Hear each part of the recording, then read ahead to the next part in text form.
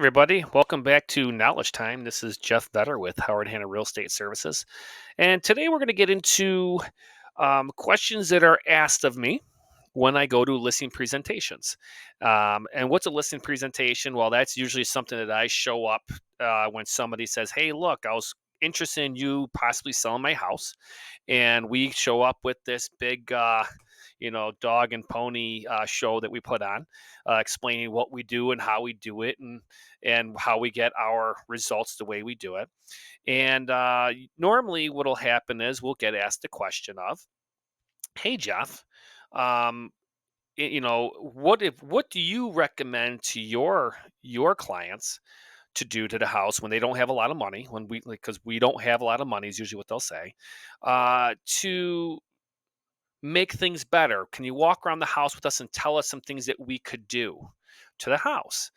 And normally, what I do actually is I tell them, "Well, let's not worry about the inside yet. Why don't we go outside?" Okay. And there's a reason for that. Okay. If you pulled up to the front of a house, what's your first impression when you see this? Okay. And what's your first impression if you see that?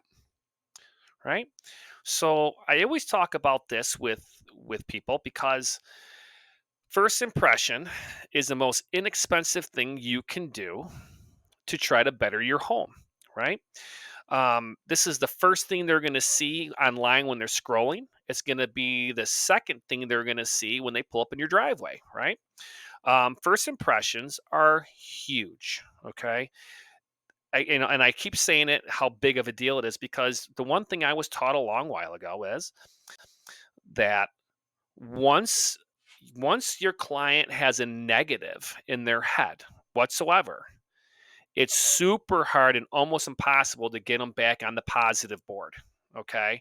Once they see a negative, and and do yourself a favor, start to pay attention to what you do just about anything in life. As soon as you see a negative, what do? You start looking for more negatives. You start pointing at stuff. You go into a restaurant, and you've been told it's the greatest restaurant in the world, and you go to the restaurant and you're sitting there for 10 minutes just waiting to get a drink. The servers hasn't even walked over you. What do you say? You say, "Oh God, this is taking forever. I haven't even got served a water yet. What's taking everyone so long?" Now everyone's told you how great this place is, but now you saw a negative. And what's going to happen from there? Every time when the food comes in, this is dry. I mean, the sauce is okay, but you start going negative, negative, negative. Same thing happens with houses, right? So the biggest thing you could do as a seller is just make sure when people walk up to the front door, as they're pulling the drive and come to the front door, and or when they look at the pictures online, do they have a good first impression? Is the garden at least weeded? Did you at least go out there with, even if you only have a handsaw? Um, did you cut down the trees that are growing in your garden? Because I see that a lot. A lot of us agents see that a lot. We see trees in the garden. Did you go up to the gutter, and did you pull the evergreens that are growing out of your gutter and get some of the leaves out that are blowing over the top? Are there sticks on your roof? I don't care if you got to use a rake or whatever you got to use, or a roof rake from the winter time, whatever you can use. Can you get the sticks off your roof? Is the yard picked up?